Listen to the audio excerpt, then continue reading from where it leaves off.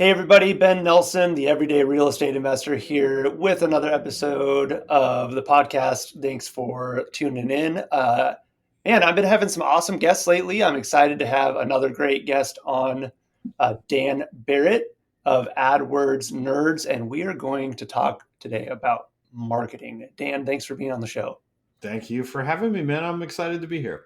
Awesome. Well, I'm excited about this because I haven't really talked a lot about marketing on my show, and man, marketing is the backbone of a business. If you're not getting your name out there and what you're offering to the world, you don't have a business. I mean, would you agree with that? Yes, that's very true. I was just reading. Um, I have a sort of nerd fascination with this thing called the theory of constraints, which is this process improvement methodology that we use a lot in my business. And I was literally just reading this sort of white paper they had written about applying theory of constraints to service businesses, which all real estate investing businesses are service businesses. I run a service business, right? We're a marketing agency. So I was really interested in like, okay, well, how do you take this idea that's primarily from manufacturing, apply it over here? And the thing that they pointed out is for every service business, essentially the limitation on how much you can grow is the market. It's how many people will buy your thing. Because as a service, we're not limited by like the amount of gold we can dig out of the ground or, the amount that our machines can output. We can serve a lot of people if we can get a lot of people in the door. And for investing particularly, it's most investors, while you might be better at what you do or you might offer slightly better deals, you're not usually differentiated wildly in the kind of thing that you do. It's how you form a relationship with the people in your market, how people figure out that you're there or that you Hmm. offer. So yeah, in the end, it all boils down to marketing in some way or another. And yeah, it's something that it's easy to miss if you're focused on what you do, which is very natural. But yeah, ultimately, it's the lifeblood of any business. Yeah, there's a lot to that. It's, you could be the best person in the world at your job, what you do, but if nobody knows that you do it, it doesn't matter, right? And Mm. I'm gonna butcher the quote because I tend to do that, but listening to Grant Cardone recently, and he said something to the effect of our value or what we're worth is only as much as how well we're known. And a guy like Grant Cardone would know that, right? So he's very, very well known, and so he's very, very uh, valuable in a sense. Like, right, his value is equal to how well he's known, and he's very well known. Well, if you're not known, then your worth is going to be a lot lower in a monetary sense because how can it be? Because people just they don't know you're there. So getting your message out, getting what you do out there, and not just what you do, but in a way that people are going to respond to it. Right, messaging is important. You can't just you think of the I buy houses, right? Well, that's kind of the cliche way of marketing as an investor. Is it Mhm. effective? I don't know. Maybe you can speak to that as we get into some of the nuances of what you do with AdWords, but the messaging and how you position the words and who you're speaking to and all that is super important as well. Yeah, I think it's always important for me to stress to people because I think there's a certain image that pops into your head if you think marketing, right? Like marketing with jazz hands at the end and an exclamation point, right? Like it can be very over the top. If you are in the real estate investing space, which most people listening are going to be in some way or another, you're going to get a lot of marketing aimed at you that is kind of gross or at the minimum a little annoying. And I think it turns a lot of people off, right? Because I think a lot of investors get into investing because they want to help people. Obviously everybody wants to make money, but they want to do it in a way that they feel good about. And sometimes all this kind of marketing, quote unquote, best practice feels inauthentic to people. So what I always tell people is like marketing is a way of getting your message in front of people. And there's ways to do that that are authentic and feel good.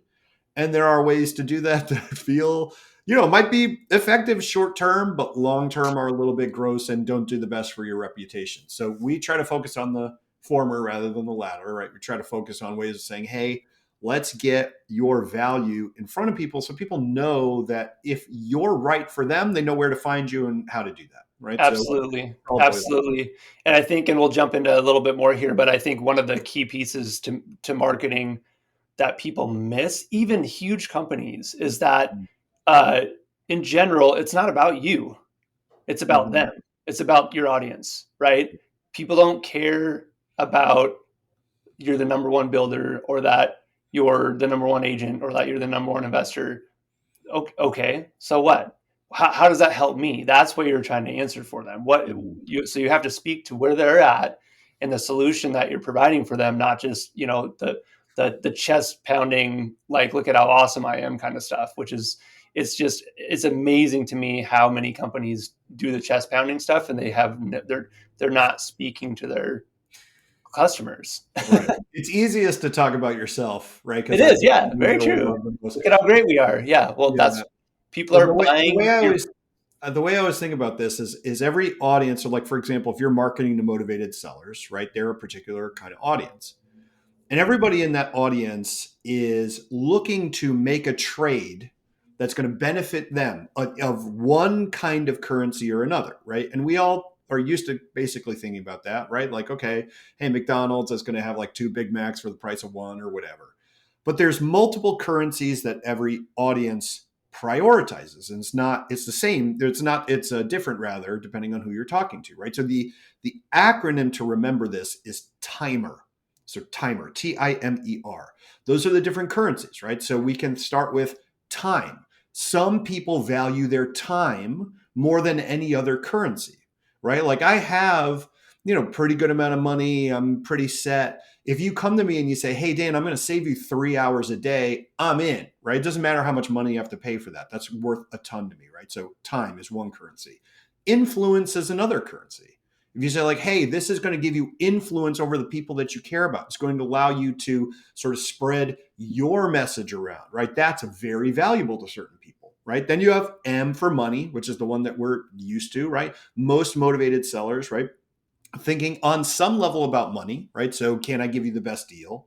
Then you have energy, right? So is this going to give you more energy throughout the day? If I said like, hey, Ben, like I'm going to take this task off your plate that you find incredibly draining, and maybe it doesn't take a ton of time, but you just hate it, and it's going to give you energy. You're going to feel energized, when you go hang out with your family or kids or whatever.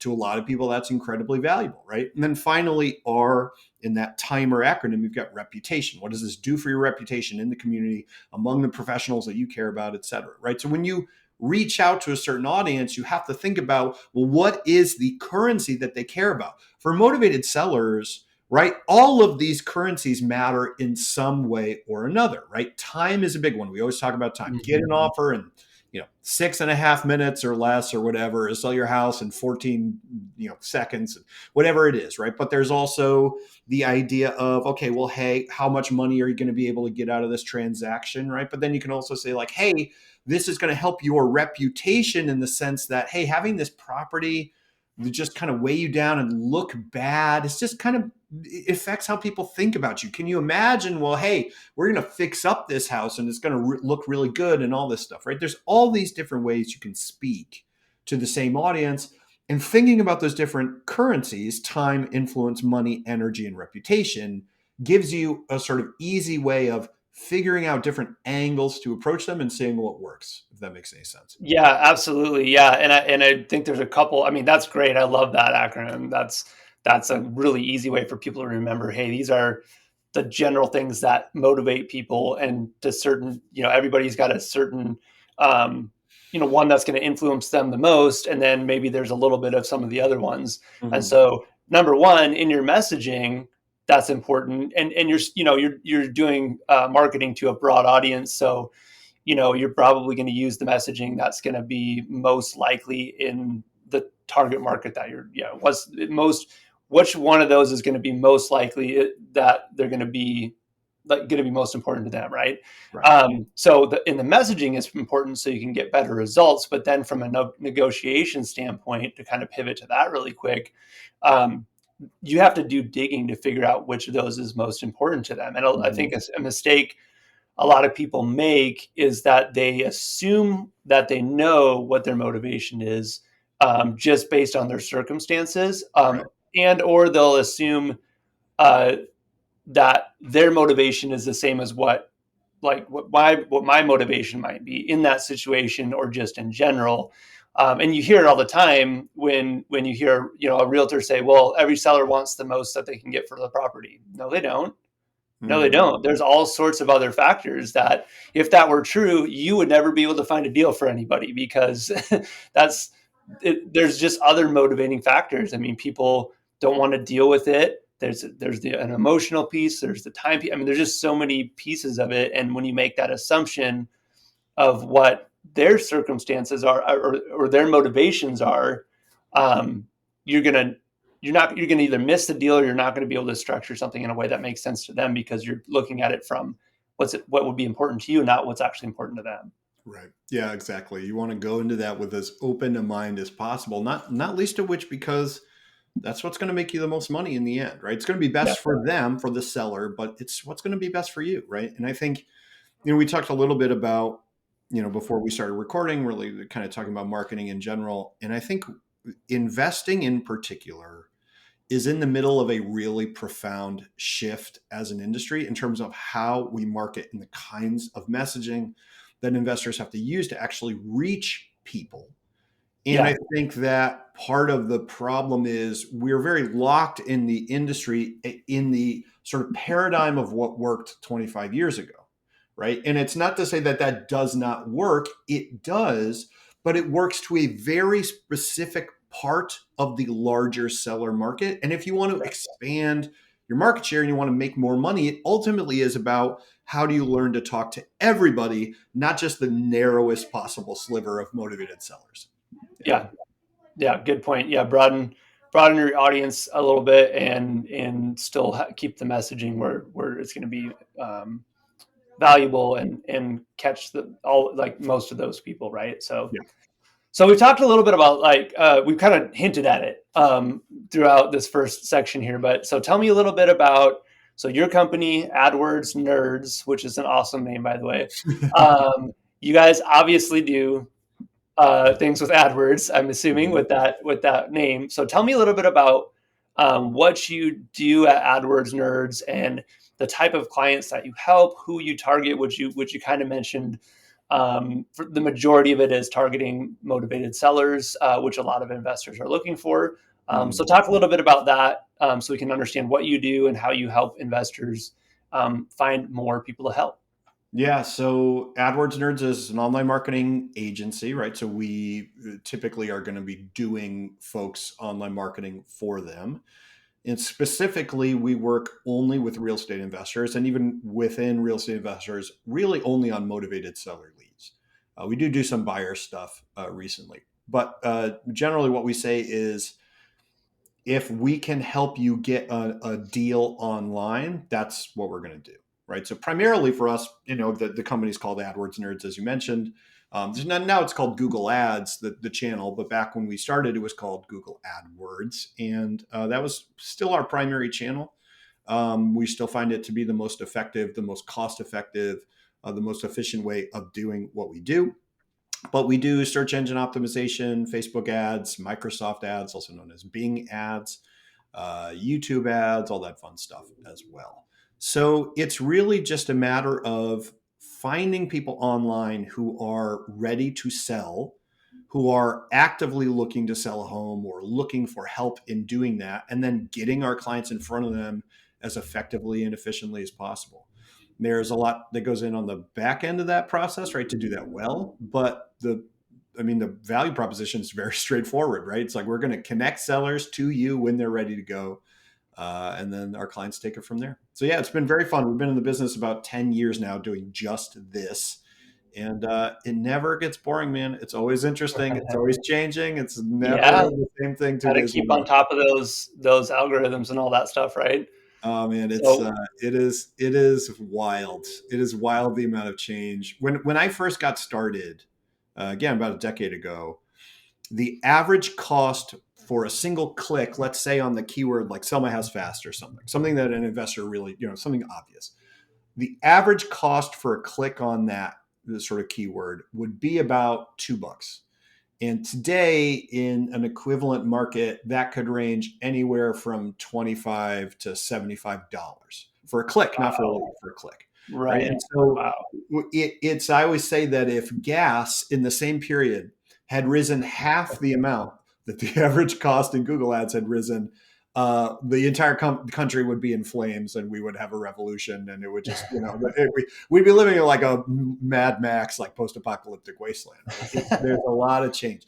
The good news is that, like, in terms of cost per lead, cost per deal, we're able to keep those costs down and still really profitably acquire deals for clients, right? But it's just become so much more competitive, so much more complex, which makes it interesting and fun on my end. Yeah, so it's a wild ride, man. I always put it that way. It's been a wild ride. Yeah. Yeah. So what does that um, look like? I mean, cost per deal is probably hard because it's going to depend on, how good are you at closing, right? But you could probably give a fair range on cost per lead, and then on the same token, this kind of goes back to a question I was going to ask before.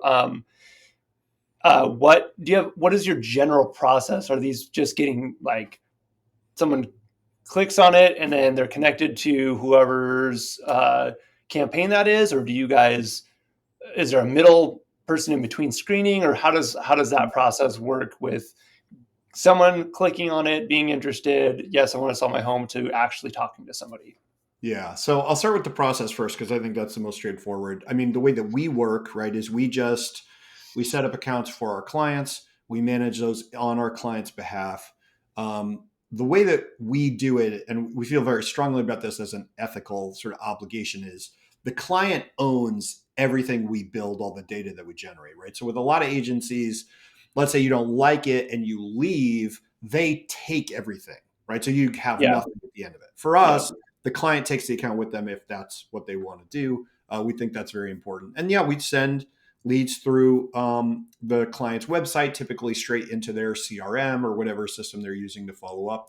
We have been playing around with, like, possibly adding a part to the service where we train people to follow up with the leads and do acquisitions. But for right now, we don't touch that. Okay, which is fair. You focus on what you guys are doing. Actually, I see it as potentially a benefit because I've used a ton of lead sources, and tried them. Some of them are okay, some of them are terrible.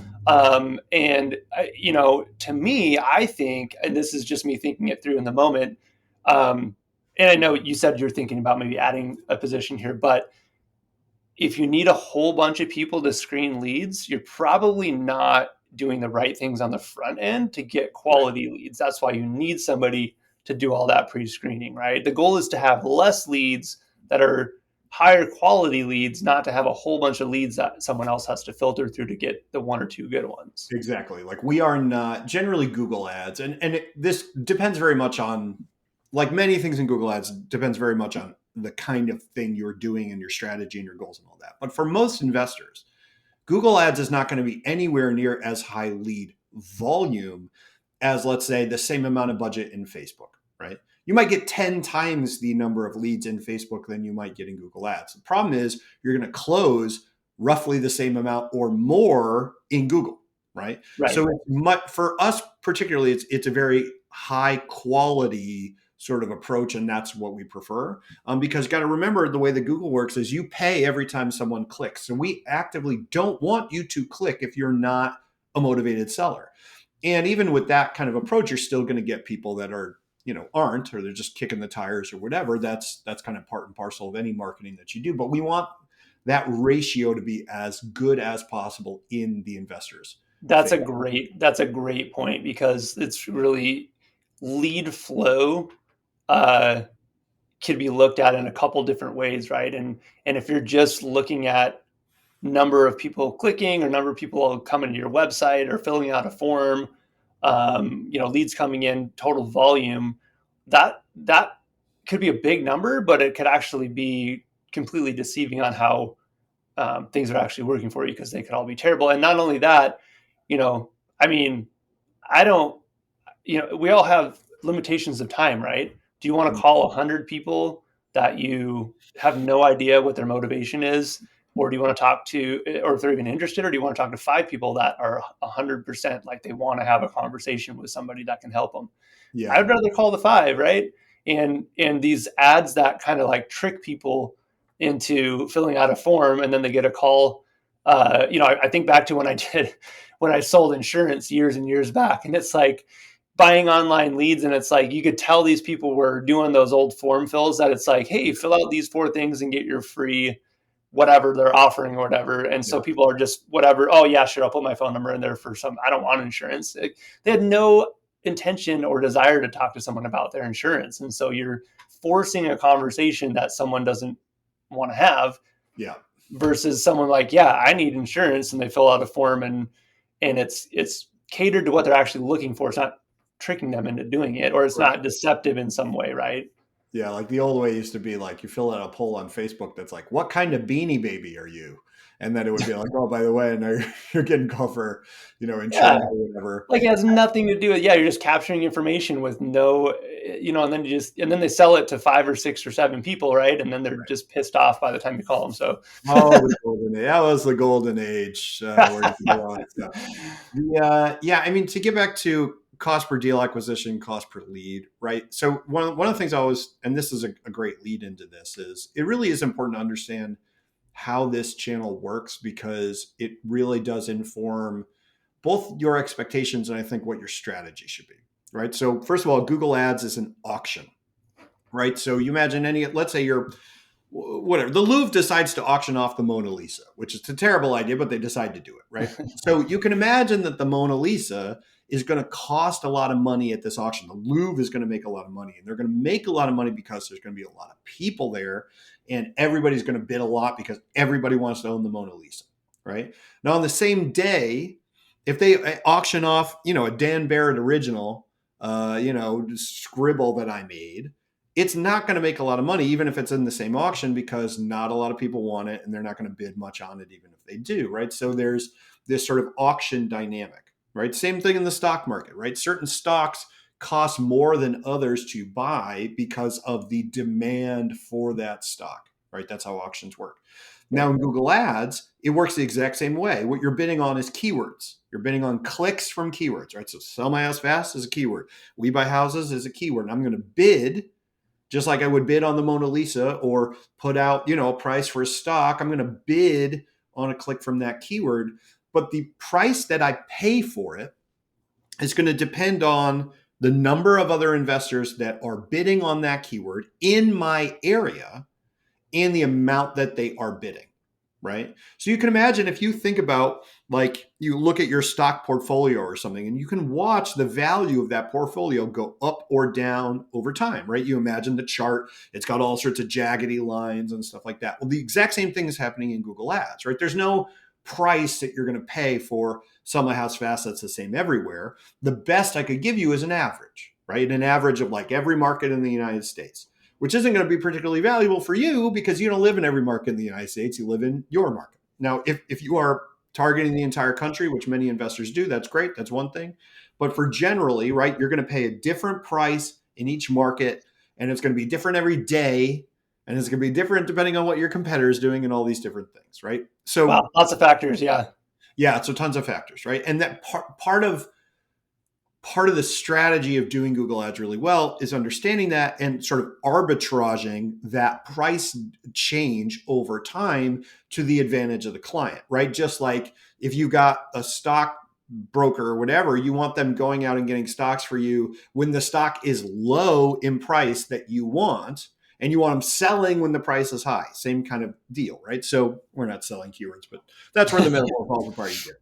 So in any case, the reason I sort of belabor that point is I'm going to give you a range, right? So the cost per lead in Google Ads, think about, okay, what am I paying per lead, is going to vary anywhere between, let's say you're targeting the entire country, which is generally going to bring in a lower cost per lead because you have all these markets in there that are really low competition, right? So it sort of lowers the average. Just like if you're in a class and everybody's turning in their papers, if you got 3 people that just didn't even do it, that's going to lower the class grade average, right? So same. Right. Yeah. Yep. So if you're targeting nationally, you can generally get leads, motivated seller leads, anywhere around like $30 to $70 a piece, right?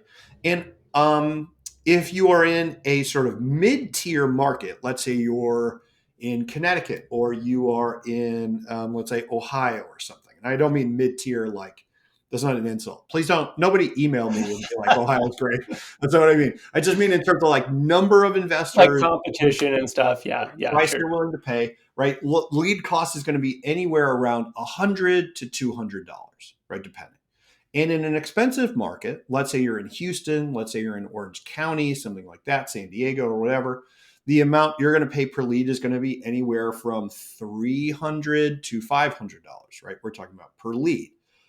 Now, whether that makes sense to you in terms of what's my ROI going to be on that investment, it's just like you said, it depends a lot on how you close. For our clients, on average, we are looking for them to close about 1 out of every 12 leads that come in, right? So Okay. if you are getting, 1 out of every 12, you are roughly around where we want you to be, right? So you can think about, okay, well, hey, if I'm getting $100 leads, that's about $1,200 cost per deal acquisition.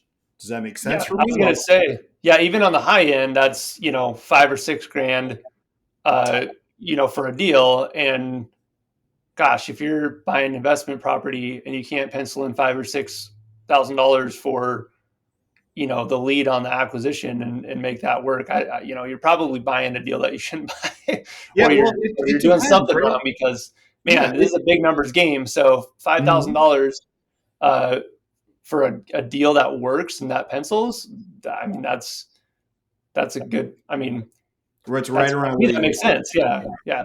So, and and it depends too. If you're wholesaling, you might have a different set of Sure, criteria. you're right. It does depend. Yeah, absolutely depends on your strategy and what you're going after for sure. Yeah, But you but can also think about, okay, that's cool. That sounds great, right? And that is typically where other people who do what I do will leave it there. And they'll be like, yeah, send me an email. Let's sign up to work with me today. But what they leave out, right, as I said, on average, we are looking for clients to close 1 out of 12. Now, the channel average is closer to 1 out of 20. And the overall average of all real estate investor marketing, when you include things like direct mail and so on, we just say, like, okay, how do investors close in general? It's closer to 1 out of 30, 1 out of 40. So you can then start to sort of make a graph here and say, okay, well, if I'm closing 1 out of 10, super profitable. If I'm closing right. 1 out of 20, maybe if it's $500 a lead, that's like 10K. You could start to plot out this sort of bell curve probability and say, what is going to make me profitable? What isn't, right?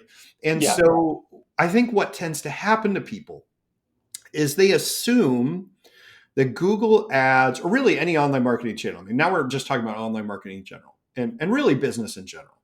People assume that business or online marketing is a magic money box. And by that, I mean the way the magic money box works is if I put $1 into the magic money box, I get $2 out. Every input is twice the output. So if I put in $10, I get out $20. That's how they yeah. think It's it's not going to that work. easy. No, yes, it's not that easy because what ends up happening is all these variables. What time of year is it? Is it Christmas or is it the summer, right? Is your market currently flooded or is it lovely out, right? Is your housing market currently inflated or deflated, right? Is a buyer's or seller's market?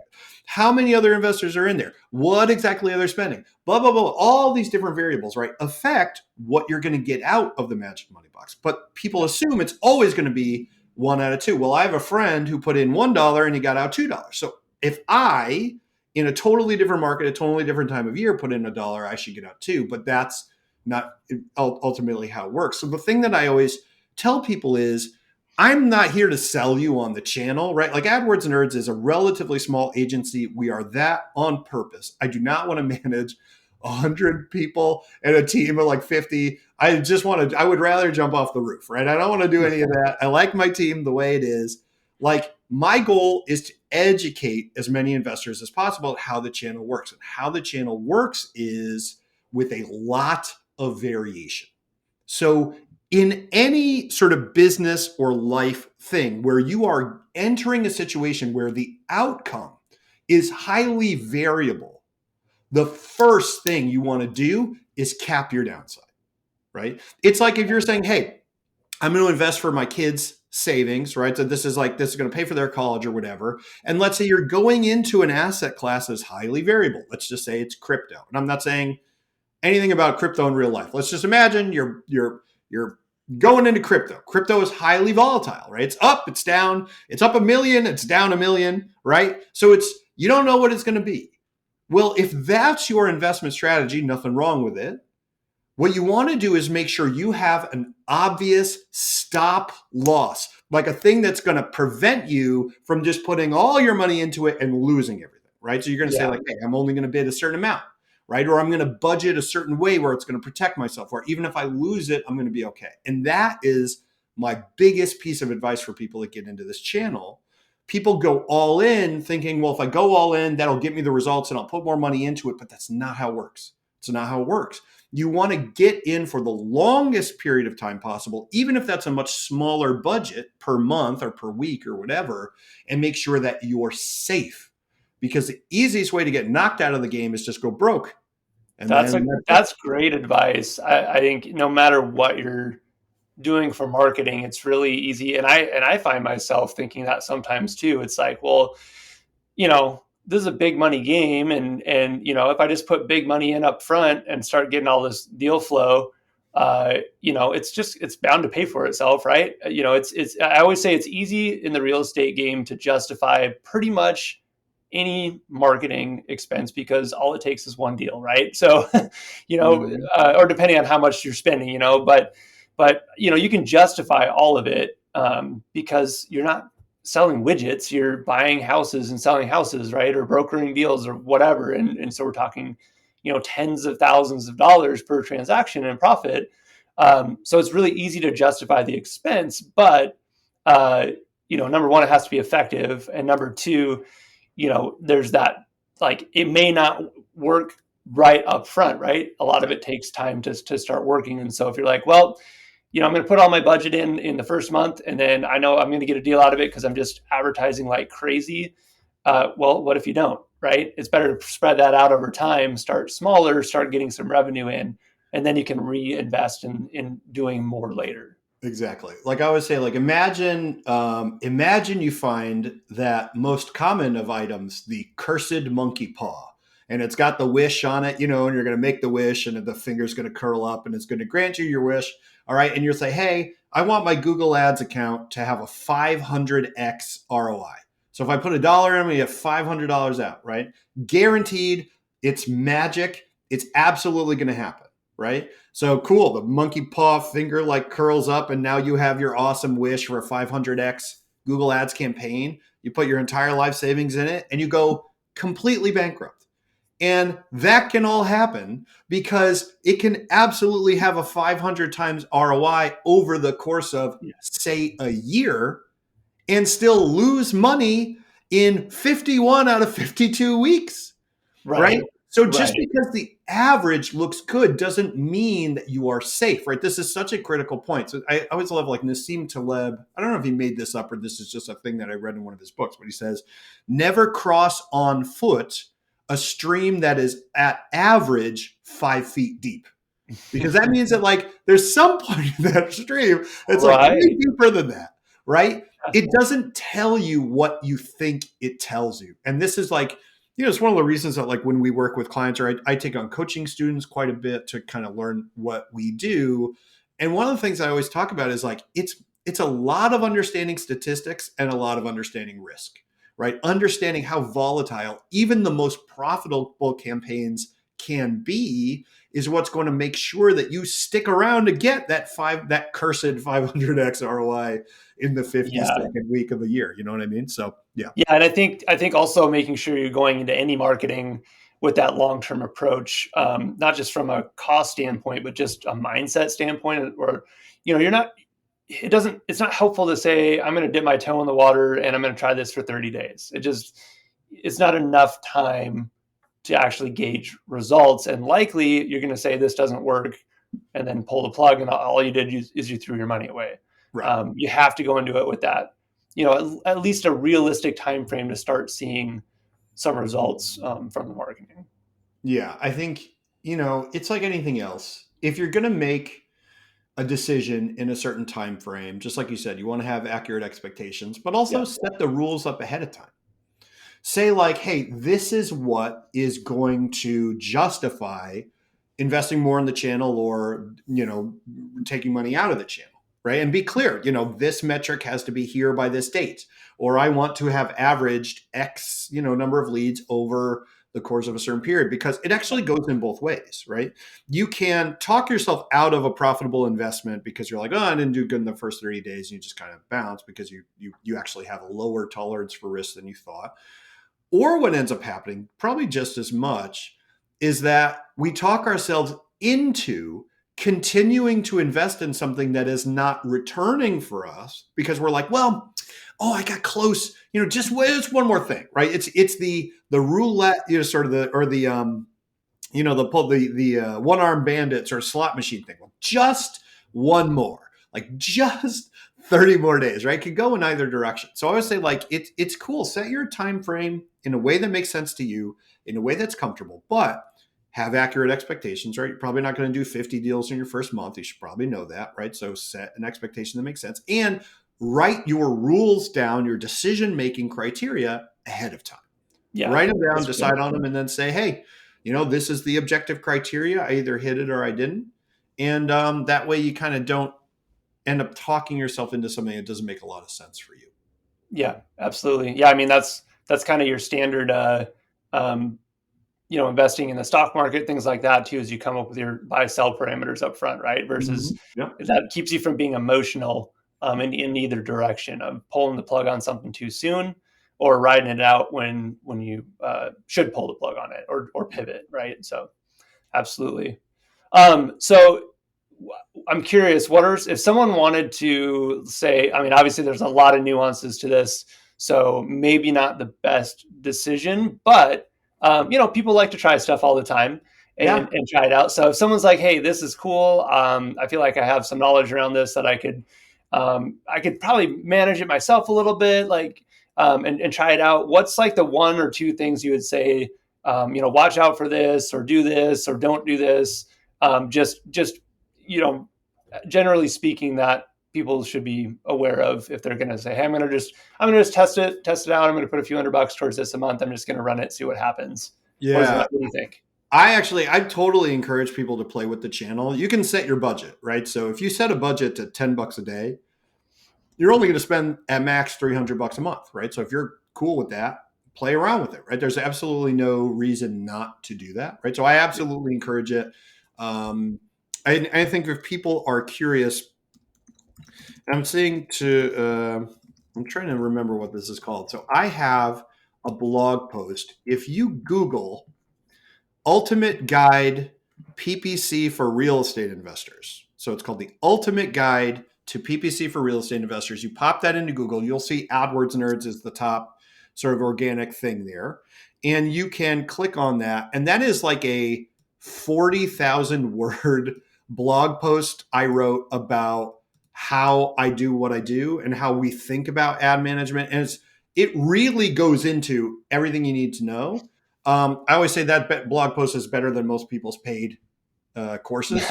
Go check it out. If you want to just read, it's totally free. You don't have to. You don't have to put in your email or anything. Like I'm not.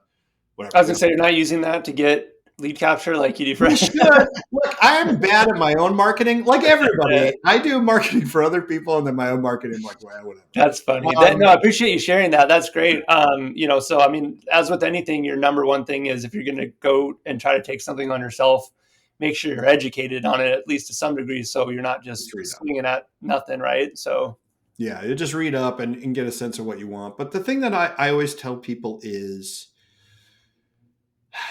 so we're really in an age of highly automated marketing campaigns, right? They're the sort of artificial intelligence. As we're recording this, like AI is all the rage and blah, blah, blah. But artificial intelligence has been a big part of Google Ads for many years now. as well as machine learning. And so there are ways they're going to make it as easy as possible. And in fact, when you set up your first Google Ads account or you try to set up your first campaign, they have this like whole kind of like walkthrough process where they're going to walk you through setting up a thing. It's going to be real easy, right? You're going to put in your website. They're going to give you all your keywords. They're going to basically write your ad for you, right? They'll do a lot of that for you. And we're heading in a direction where that's going to be the case everywhere you go. They're basically going to say like, hey, let the AI do your stuff for you. And I'm not against that in general. In fact, we use a lot of the AI and machine learning tools in Google Ads at Adwords Nerds. But what I would say is when you are experimenting, right, when you are setting up your first campaign, there's two things you got to understand, right? Like one, Google's suggestions are not necessarily in your best interest.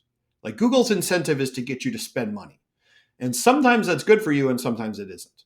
So I would be very, very cautious, particularly if you're learning about accepting Google's suggestions. I would just say you can look at them, dismiss them. It's not going to hurt your account or whatever. And then you can put them in play if you want to yourself, right? So I would do that. And then secondly, I would really avoid doing the automated kind of setup that you have to do it, I think, to set up a campaign now. But once you get out of there, pause that campaign that they helped you set up and just get into the guts of it and make one on your own.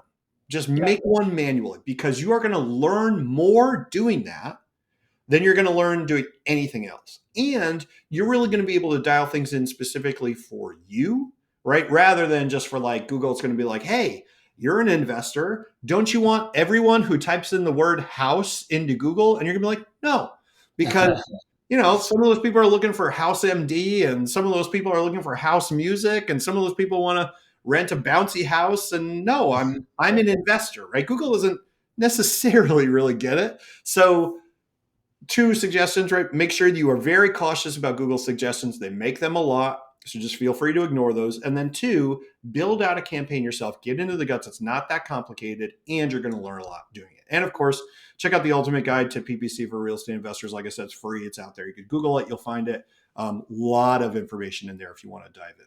Awesome. Those are great suggestions, and I appreciate you sharing those. I think one of the big things that obviously working with someone like you brings to the table is the experience behind it, right? So, sure, you can always do stuff for cheaper. I'm a real estate broker in addition to being an investor, and you could more cheaply sell your house, quote unquote, without using a real estate broker. But is it the most effective? And that's the question that you have to ask. Is it cost and even a step further, thinking of something as an investment, not a cost, is a totally different perspective. But is it costing you, or is it an investment because what you're doing is more effective than just paying less for something? Right. As it goes all the way, look, this is the natural circling back around, man. We talked at the beginning about the different currencies, right? Timer, right? Time, influence, money, energy, reputation. If maximizing the amount of money you get out of Google Ads is what you want to do, you may or may not want to work with us, right? Because like you said, we're not the cheapest. We're not trying to be, right? It's totally okay. There used to be no competition in this space. Now there's a bunch of agencies in the space. People have a lot of options. Totally cool, right? I like it. And by the way, I think most of the people who are prominent in real estate investing who work with folks to do marketing are all generally pretty cool, right? I've yet to meet a single serial killer doing this. I mean, I won't say that they're not out there, but I haven't really seen it, right? So there's nothing wrong with that. But I would say understand what currency you're really optimizing for, right? I pay an agency to run the Facebook ads for my agency. And I could run them myself. I know how to do it. We run Facebook ads for clients all the time. I could put my team on it, but I am not maximizing for efficiency in terms of what I spend, right? I'm optimizing for time and energy, right? So those are the things that are most important to me. How do I get my time back, and how do I not have to put energy into this project? I want it off my plate as much as possible. So I pay an agency to do it, and they're great. I'll pay them all day, every day, right? That is so telling right there that you are literally an AdWords company, and you don't even run your own ads. You have somebody else do it for you. I could not be bothered. That's great. The idea of sitting down and writing ads about myself just makes me queasy. You know what I mean? So it helps to have someone else pull it out for you. And look, Absolutely. there's all sorts of people who benefit best from running their own ads. Like I said, we have a coaching program. It's super effective. People love it. I love teaching it, right? It's super fun. Yeah. So if you're the kind of person who, by the way, like you get jazzed talking about this stuff, and I swear there are those of us out there that you enjoy it, like I enjoy it, you might get more energy out of doing it, right? Doing it yourself, right? You might be like, man, this is so fun. Like, I love automating things in my business. Like, I'm a huge Zapier sort of power user. I love playing around with connecting different tools, building these sort of Rube Goldberg machines, like automation. I love it. I could pay someone on my staff to do that for me. And I'm like, no, that's mine. I get energy out of doing that. That's how I have fun. Right. So Yeah, I wouldn't absolutely. outsource that. You know what I mean? It's just about understanding what's important to you. Yep, absolutely. Yep, and doing the things that you enjoy doing and give you energy, and having someone else do the rest. Right. That's great. Yeah. Great advice. Well, hey Dan, man, I've learned a lot. I think everybody listening to this has learned a lot. If you're not doing something online, we didn't even get into like the SEO side of it or anything like that, but that's okay. They can reach out to you to talk more about that stuff too, if they'd like to do that. But if you're not online, you're almost a ghost these days, right? So online Mhm. marketing is a huge. It needs to be a piece of your business. Doesn't maybe I mean there's other ways to market, but if you're not online, you're missing a huge chunk of potential business. So Yeah. if people are interested in your company and talking to you about your services and what you can offer them, making sure they're targeting motivated sellers and the right people, getting the right people in front of them, what's the best way for them to reach out and get in touch with you?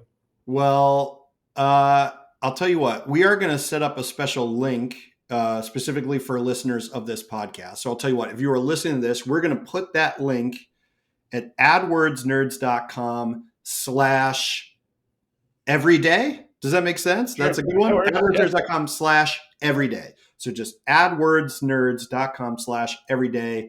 And we will put there so you can jump on the phone, talk with someone from our team, but we'll also put together some special sort of goodies, some gifts and stuff just for people to listen to this podcast, just as a thank you for having me on, man, because this was a blast. I really appreciated it. Awesome. Yeah. Thanks for doing that. I appreciate that. And yeah, I'll make sure to put that link in all the podcast and social media channels as well, so people can get to it easily and Cool. get connected with you and chat about how you can help them get in front of more motivated sellers. Yeah, man. I very much appreciate you having me on. This was a blast. So That was a thanks lot of again. fun. Yeah. Thanks for sharing so freely and all the insights and wisdom. Appreciate it, Dan. Cheers.